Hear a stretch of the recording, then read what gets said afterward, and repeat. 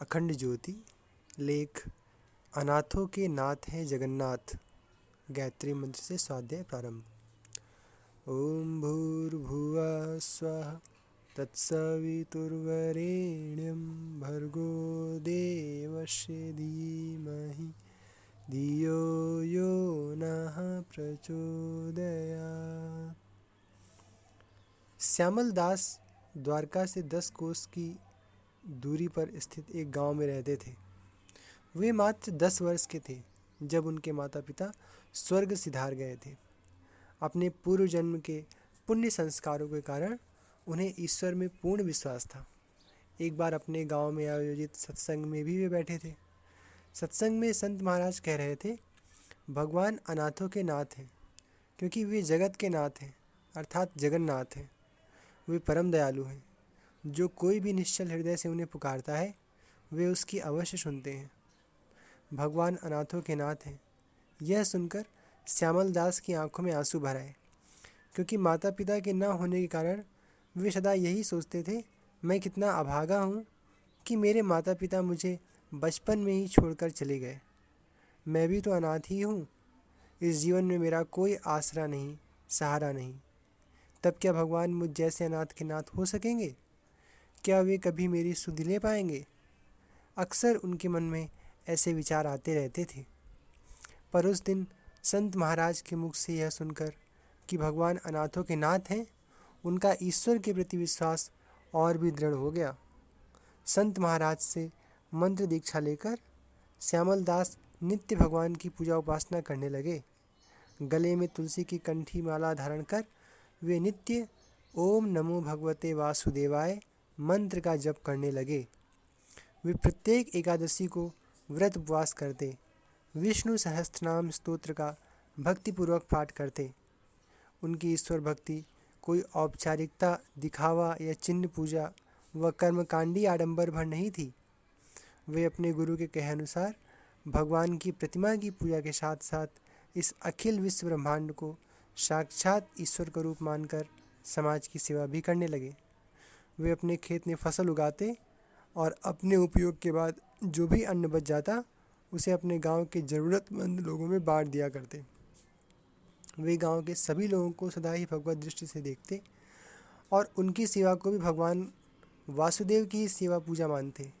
गांव की साफ सफाई हो, वृक्षारोपण करना हो, तालाब की सफाई करवानी हो, किसी के विवाह की तैयारी में सेवा सहयोग करना हो, बीमार लोगों की सेवा सहायता करनी हो, तो वे इन सभी कार्यों में हमेशा बढ़ चढ़कर हिस्सा लेते थे। इन सभी सेवा कार्यों को करते हुए उन्हें ऐसा लगता था मानो वे इन कार्यों से भी भगवान वासुदेव की ही पूजा कर रहे हों। वे सोचते थे कि ये सभी सेवा कार्य भगवान वासुदेव के ही तो हैं, अतः मैं जो भी कर रहा हूँ भगवान वासुदेव के लिए ही कर रहा हूँ। उनकी सेवा कार्य से गांव के लोगों को भी सेवा कार्य करने की प्रेरणा मिलने लगी। और सच कहें तो वह ईश्वर भक्ति भी क्या, जो हमारे व्यवहार में दिखाई न दे, जो हमारे कर्म में दिखाई न दे। हमारा ऐसा धार्मिक आध्यात्मिक होना भी क्या, जो हमारे जीवन में, चिंतन में, व्यवहार में दिखाई न दे। सच यह भी है कि चिंतन, चरित्र और व्यवहार में भक्ति तभी दिखाई पड़ती है जब भक्ति मात्र आडंबर या कर्मकांडी प्रवंचना मात्र न होकर भक्त के हृदय में भगवान को प्रत्यक्ष अनुभव कराने की प्यास और पुकार बनकर उतरती है। श्यामल दास की भक्ति में भी ईश्वर को पाने की, उन्हें अपने हृदय में अनुभव करने की सच्ची प्यास व तड़प थी। इसीलिए जब वे ब्रह्म मुहूर्त में अपने आराध्य का नाम स्मरण करते, मंत्र जप करते, तो उनके द्वारा किया गया मंत्र जप कुछ शब्दों का उच्चारण मात्र बनकर नहीं रहता था, बल्कि मंत्र जप करते हुए वे उस मंत्र के तत्व दर्शन में समाहित हो जाया करते थे। इससे उस मंत्र का एक एक शब्द जुड़कर भगवान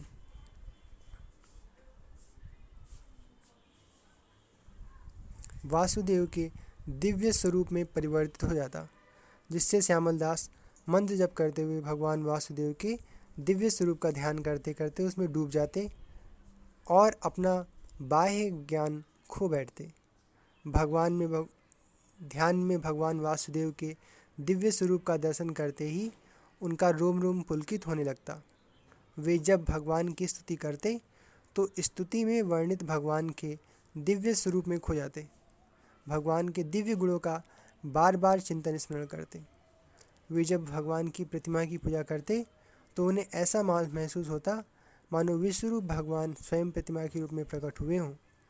वे उनके द्वारा अर्पित भोग सामग्री को सचमुच ग्रहण कर रहे हों। कोई भी कार्य करते हुए उन्हें ऐसा लगता कि सर्वज्ञ सर्वव्यापी भगवान हर जगह उपस्थित है और मेरे द्वारा किए जा रहे कर्मों को अपनी आंखों से देख रहे हैं। ऐसी भावना रखने के कारण उनसे भूलने से भी कोई भूल नहीं होती थी। उन्हें लगता कि कोई बुरा कर्म कर लेने के बाद भला भगवान के पास बैठकर मैं उनसे अपनी आंखें कैसे मिला पाऊंगा। इसलिए वे अपने छोटे बड़े हर कार्य के प्रति बड़े सावधान व सतर्क रहा करते थे। इस तरह श्यामल दास जीवन भर भगवान की सच्ची उपासना व सेवा करते रहे। इससे उनका मन पूर्णतः पवित्र हो गया। अब तो वे जहाँ कहीं भी बैठकर भगवान का ध्यान करते तब वे तुरंत ही ध्यान में गहरे उतर जाते। इसी मनोदशा व भावदशा में एक दिन वे जन्माष्टमी के अवसर पर भगवान का दर्शन करने द्वारका पहुँचे। कोसों की लंबी पदयात्रा व उपवास के कारण वे काफ़ी थक चुके थे। ब्रह्म मुहूर्त में भगवान द्वारिकाधीश का दर्शन कर वे रोमांचित हो उठे। दिन भर वे उसी भावदशा में डूबे रहे। खाने पीने की कोई सुधि ना रही। मंदिर से बाहर निकलकर समुद्र के किनारे एक शिला पर लेटते ही वे गहरी निद्रा में चले गए। निद्रा में उन्होंने एक दिव्य स्वप्न देखा। उन्होंने देखा कि भगवान वासुदेव अपने चतुर्भुज रूप में प्रकट होकर उन्हें दर्शन दे रहे हैं और कह रहे हैं, पुत्र श्यामल, मैं तुम्हारी सच्ची सेवा भक्ति से प्रसन्न हूँ। बोलो तुम्हें क्या चाहिए वत्स। भगवान की दिव्य वाणी सुनकर उनका रोम रोम पुलकित हो उठा। वे फूट फूट कर रोने लगे।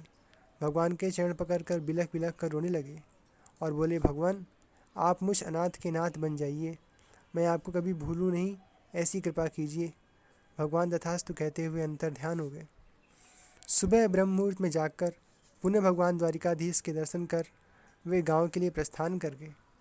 रास्ते भर स्वप्न में दिखे भगवान विष्णु के चतुर्भुज रूप का ध्यान करते करते वे आनंदित होते रहे और तब से आजीवन उसी भावदशा में रहे। सचमुच अनाथों के नाथ हैं भगवान जगन्नाथ।